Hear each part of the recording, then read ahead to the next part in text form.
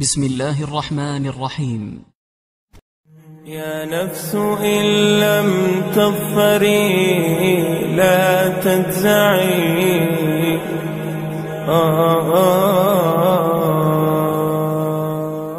خب اگر در امنیت کار کردن حرام سودیاب اگر استعمال کردن در اسلام امر حرام فتید امر اصل کرده که دیگر در اونجا مونده است.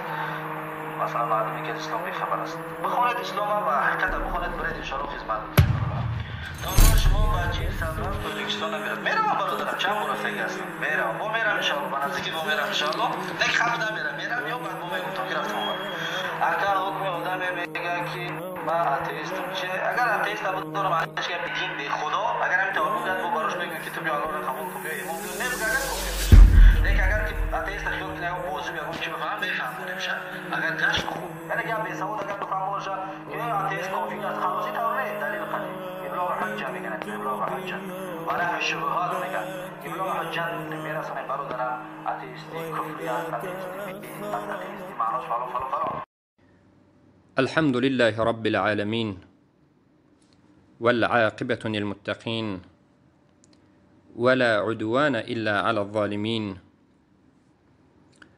والصلاة والسلام على إمام الموحدين وعلى آله وصحبه أجمعين أما بعد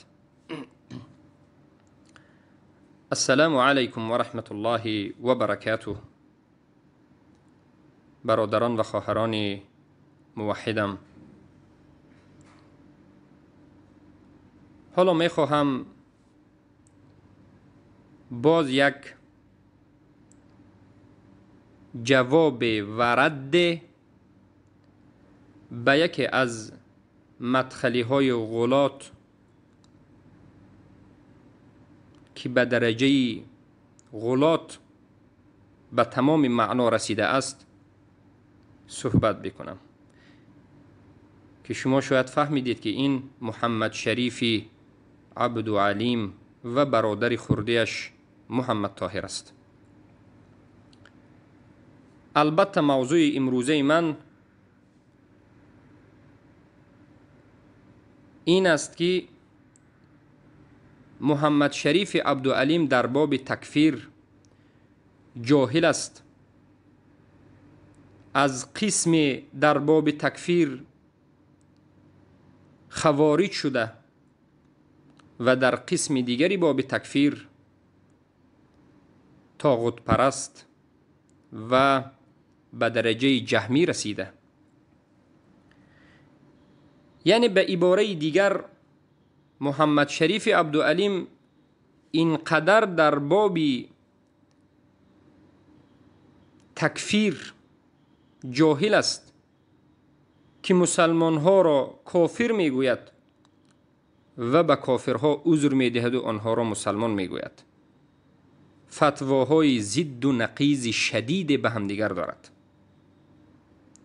از همین جهت است که شیخمون شیخ علامه محدث سلیمان العلوان حفظه الله و فک اسره گفتند مرجعه های عصر حاضر اینها گفتند از یک جهت خوارج است، مقابل اهل توحید اینها خوارج هستند. این مرجعه های عصر حاضر موحدین را تکفیر می کنند، مسلمان ها را تکفیر می کنند، علمای اهل سنت و الجماعت را تکفیر می کنند.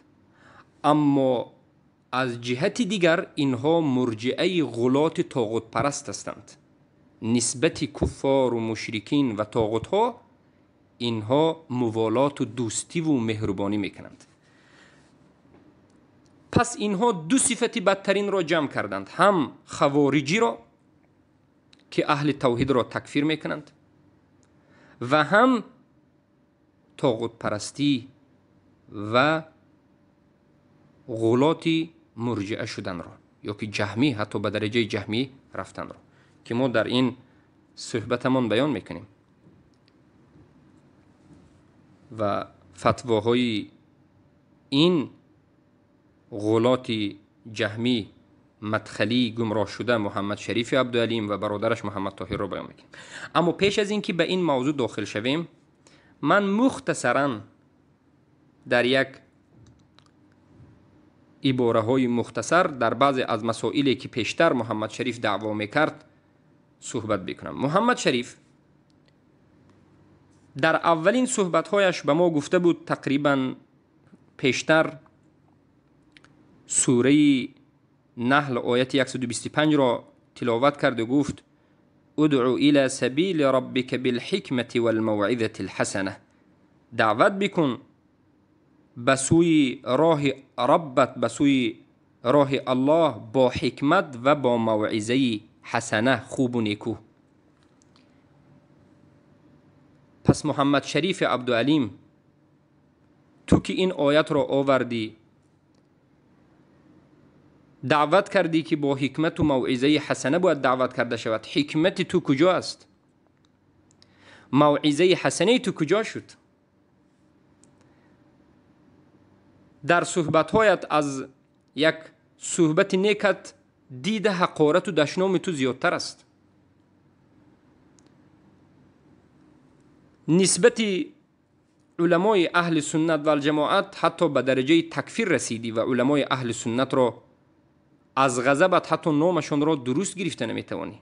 شیخ جربور و قرقو این یک البته هم شرمندگی است، البته این هم ندانستن لغت عربی و نفهمیدن نام علما هست و هم این یک بدبینی شدید نسبت علمای اهل سنت و جماعت است. تو بیاد داشته باش که الله سبحانه و تعالی در حدیث قدسی گفته است من عاد لی ولیا فقد آذنته بالحرب. هر کسی که به ولی من دشمنی میکند به او اعلان جنگ میکنم. بدون که این علمایی که اینها را خوارج گفتی، اینها را تکفیری گفتی، اینها را کلاب النار گفتی و برادرت و یکی از دوستهای دیگرت حتی شیخ سلیمان العلوان را تکفیر کردید، شما بار دیگر اثبات کردید که شما در باب تکفیر خوارج هستید. عیناً همون سخنی پیامبر صلی الله علیه و سلم را اثبات کردید که پیامبر میگویند یقتلون اهل الاسلام و یدعون اهل الاوثان. شما موحدین را تکفیر میکنید اما مشرکین را عذر میدید، اتئیست ها را برادر مسلمان میگید. البته ما در صحبت دیگر درباره علما و دفاع از اونها و کی بودن اونها و تزکیه علما صحبت میکنیم. از تزکیه های ابن باز و دیگر از علمای کبار پیش از اونها در حق این علما صحبت میکنیم. اما تو دعوا کرده بودی که دعوت باید به حکمت باشد. حکمت تو مگر فقط همین دشنام دادن است؟ تو این علما را گفتی که اوچه هاتون در پیش چشماتون نشون میتیم، مگر تو یگان جادیگر شدی؟ اینقدر کبر داری که باور کن نتیجه های بدش در روزهای نزدیک برویت خواهد آمد. بدون که بودند کسانی که از حد بر آمدند، علماها بودند که اونها را انا همین معامله که تو کرده ایستاده همچنین معامله ها اونها را از راه بیراه کرد.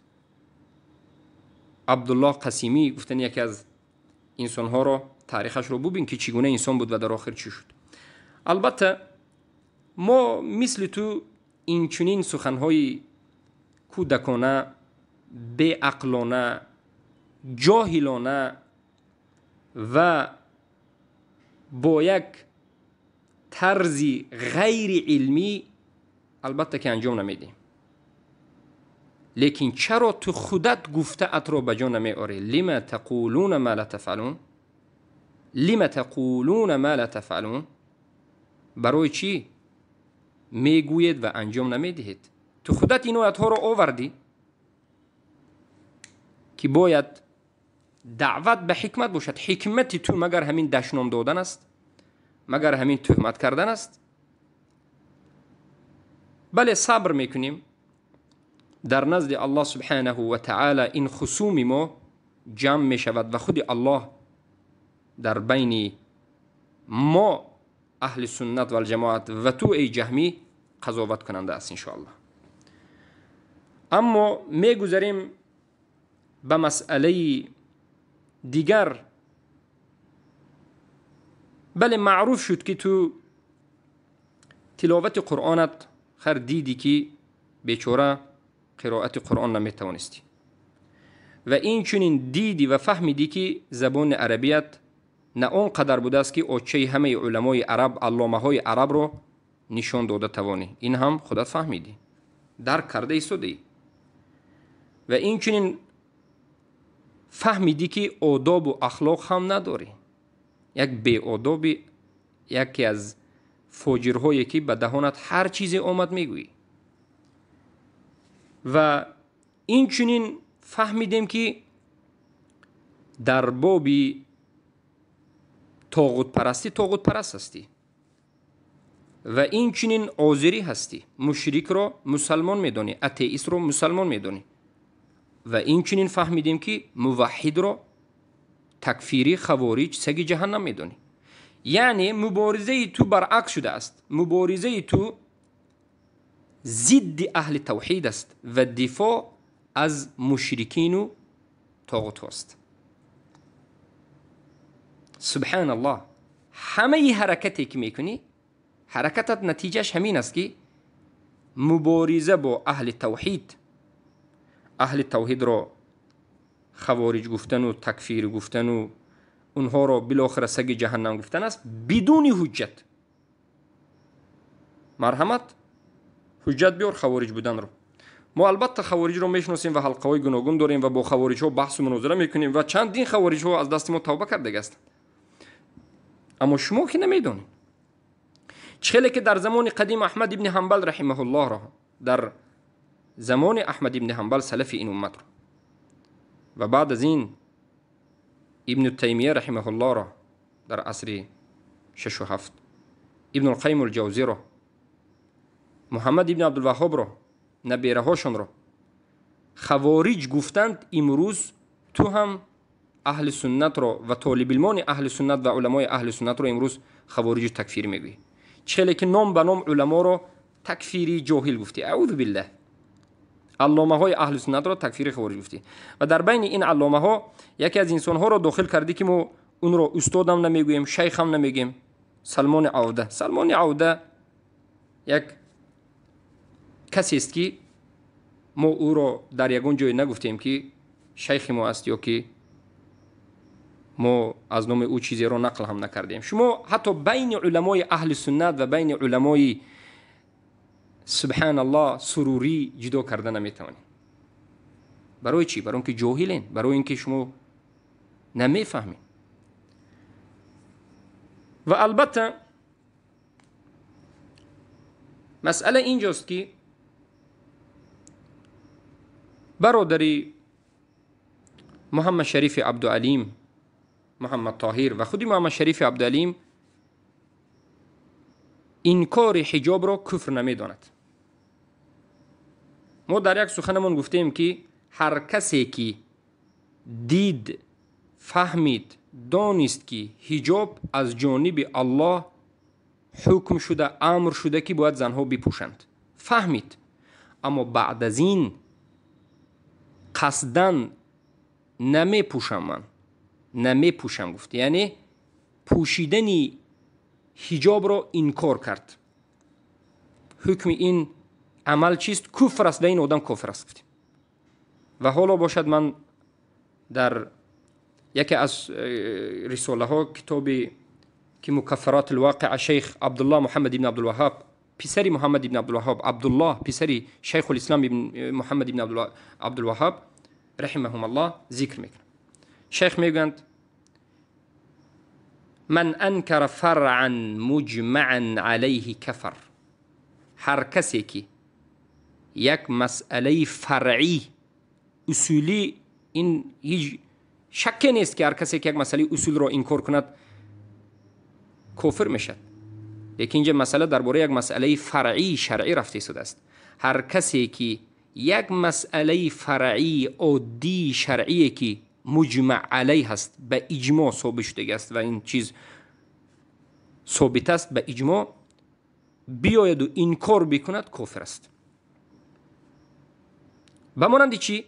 خودشون گفتند فاذا کان من انکر النهی عن الاکل بالشمال، به مانند اینکه کسی انکار کند نهی که از جانب رسول الله در باب به دست چپ خوردن آمده است. یعنی پیامبر صلی الله علیه و سلم چی گفتند؟ یا که در دوامش شیخ میگن که او النهی عن اسبال الثياب، یا که نهی که از جانب پیامبر صلی الله علیه و سلم در مسئله اسبال لباس آمده است. بعد معرفته، بعد از فهمیدنش.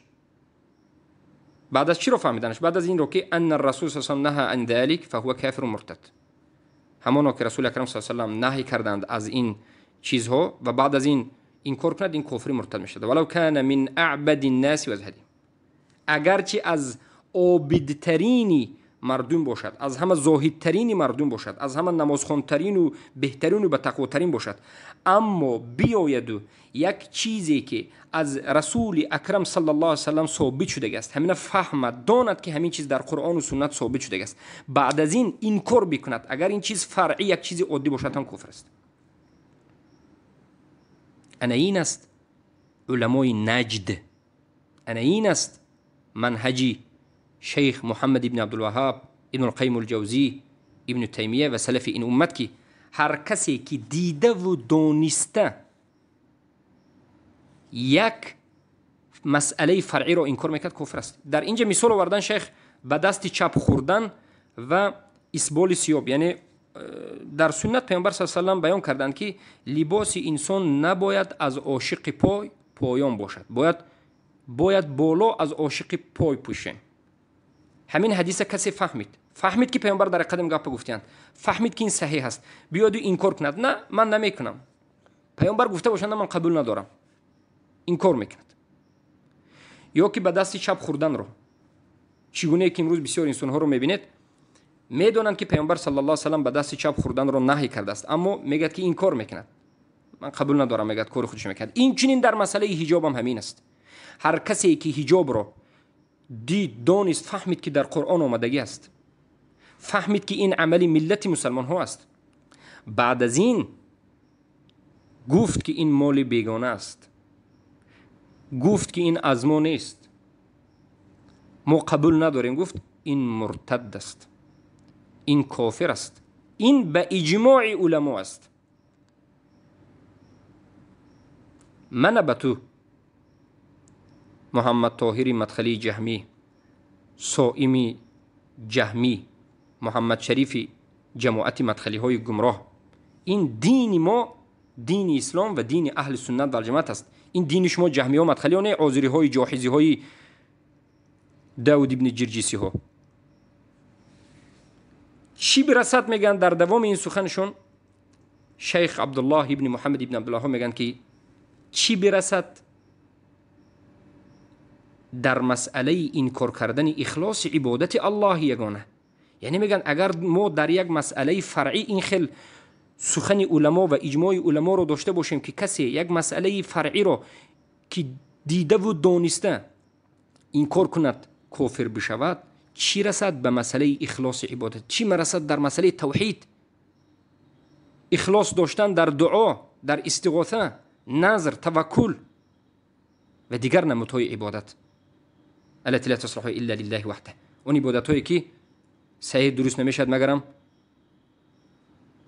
زمانی که یگانه با الله انجام داده شد. و این عبادت ها به غیر الله به کسی دیگر انجام داده شود، این شرک است و کفر است. سبحان الله. و تمام رسول هایی که الله نازل کرد و تمام کتاب هایی که الله نازل کرد، به خاطر چی؟ به خاطر اینکه همه عبادت به الله باشد و کسی که به غیر الله عبادت میکند چی است؟ مشرک است. انمین است میگند الذي هو معنى لا اله الا الله. انمین است معنای لا اله الا الله. انمین است معنای لا اله الا الله که تمام عبادت باید به الله انجام داده شود و به غیر الله انجام دادن شرک است. فمن انکر ذلك و ابغضه، پس هر کسی که همین منهج رو انکار کند و بغض و بدش آید. منهج چی رو؟ منهج این که هر کسی که در شریعت آمده چیز رو انکار بکند کافر است گفته میشد، مرتد گفته میشد. دیده و دانسته انکار بکند، بله کافر میشد. کسی از همین منهج بده شود، کسی از منهج توحید بده شود، کسی از مشرک گفتن بده شود، کسی از منهج این که انکار شریعت، انکار مسائل شریعت دیده و دانسته بعد از در قرآن و سنت آمدن دیده و دانسته اینه از ما نیست گفتن انکار کردن کفر است و شرک است، همین خیلی آدم کافر و مشرک گفتن بدش آید، نه این خیلی نه بگد انکار بکند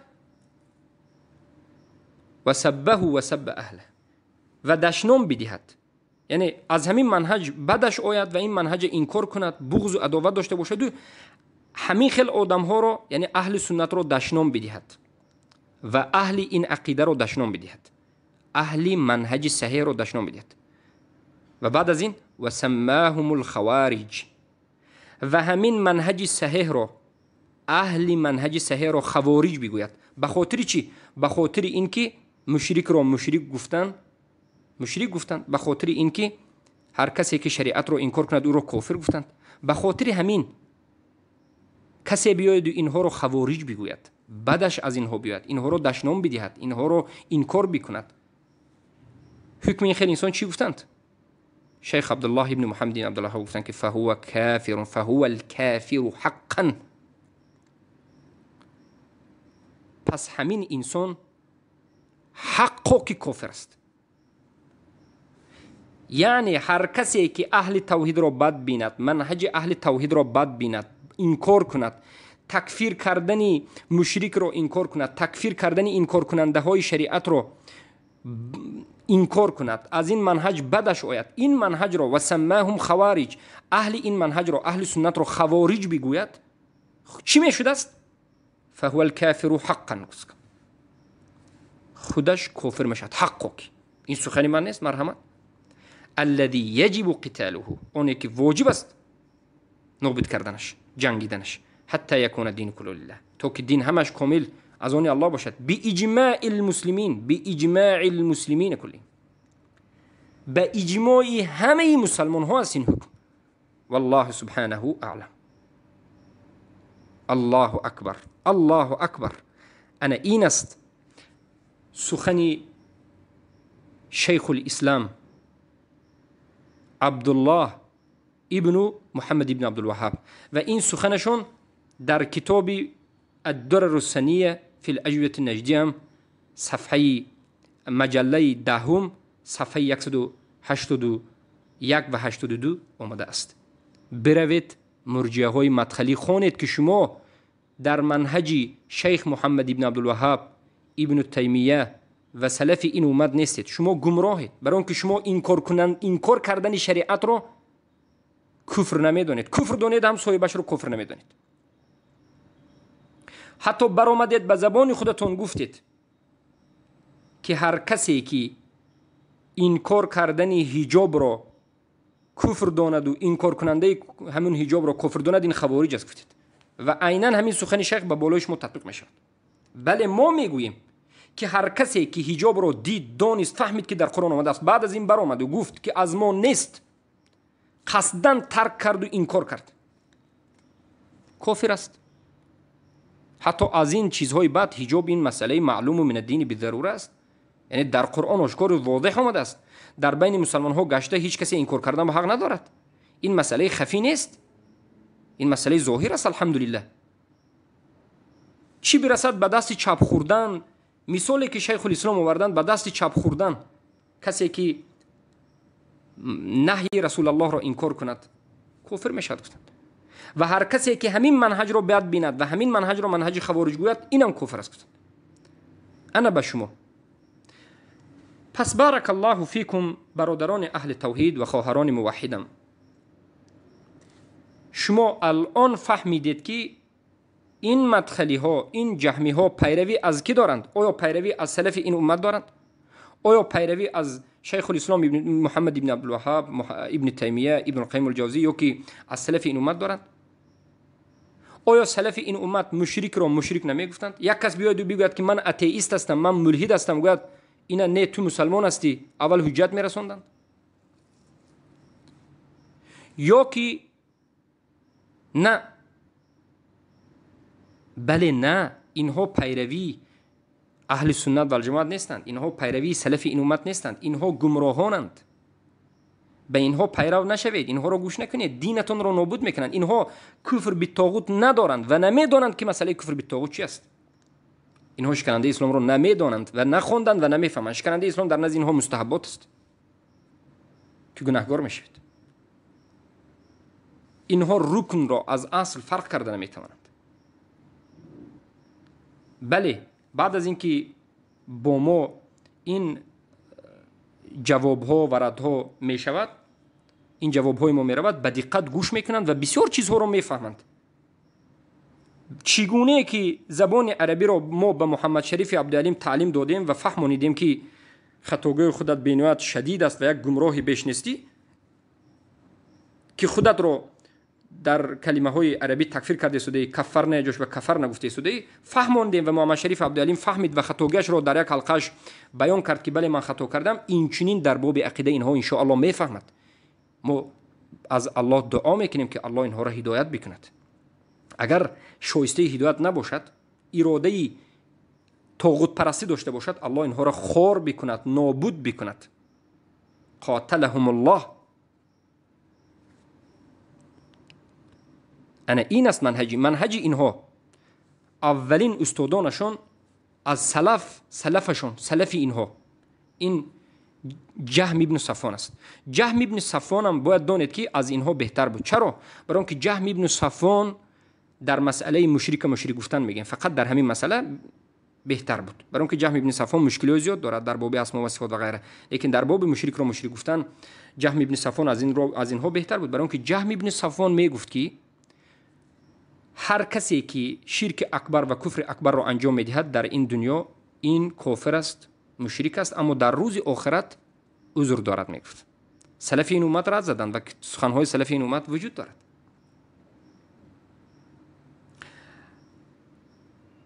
این چنین اولین عذر دهنده مشرک ها، عذر المشرک، اولین کسی که این بدعتی به مشرک عذر دادن را شروع کرد، یعنی اولین علمای مدخلی، این جاحظ است. و این چنین که از معتزله ها عبیدالله العنبری المعتزله هست که اینها اولین کسانی بودند که این حادثه رخ داد که سلف این امت به اینها رد زدند، اینها را تکفیر کردند. و بعد از این اولین کسی که گفت که هر کسی که به شرک اکبر واقع شده است، به کفر اکبر واقع شده است، اول حجت رسانیده می شود و بعد تکفیر کرده می شود، این سخن را کسی آشکار گفت، این داود ابن جرجیس النقشبندی العراقی بود. یک انسان نقشبندی صوفی عراقی، داود ابن جرجیس، گفت که به این انسان شیخ عبدالرحمن ابن حسن ابن محمد ابن عبدالوهاب، شیخ عبداللطیف ابن عبدالرحمن و دیگر از علمای نجد به نهایت ردهای زیاده زدند، التأسیس و التقدیس و غیره. یک چند کتاب‌های غفص 500 صفحه و 600 صفحه در همین مسئله رد زده شده است. نبیره های محمد ابن عبدالوهاب، علامه عبدالرحمن مجددین ثانی میگند. در علمای بین علمای نجد اگر اول محمد ابن عبدالوهاب باشد، دومشون عبدالرحمن است. پس این بود مسئله اول ما که شما احتیاط باشید از این نمود فرقه های گمراه، از این نمود کسانی که فقط دعوا دارند و عمل نمی کنند، از این نمود کسایی که مردم را به سوی حکمت دعوت میکنند و خود حکمت ندارند، از این نمود کسایی که میگویند و خودشون انجام نمیدهند، از این نمود کسایی که متهم هستند و هم صفتی متهمی دارند، هم صفتی نفاق دارند، دروغگو هستند، هم صفتی سبحان الله بگفتیم خوارج ها را دارند که علمای اهل سنت را تکفیر میکنند و این چنین تکفیری و غیره میگند، و هم جهالت و همه صفتهای بد ببینید در اینجا جمع شده است. پس من شما را دعوت میکنم که از این نمود جهلا خود را دور بگیرید. اگر دینتون را خود که صحیح باشد دور بگیرید. اینها جهمی ها یعنی مدخلی های غلات هستند که به اتئیست ها عذر میتیند و البته که عقیده ندارند و کفر بالطاغوت ندارند. بارک الله فیکم. و این بود یک صحبت مختصری ما عمومی درباره محمد شریف عبدالعلیم در مسائل گوناگونه. بارک الله فیکم. و در صحبت آینده ما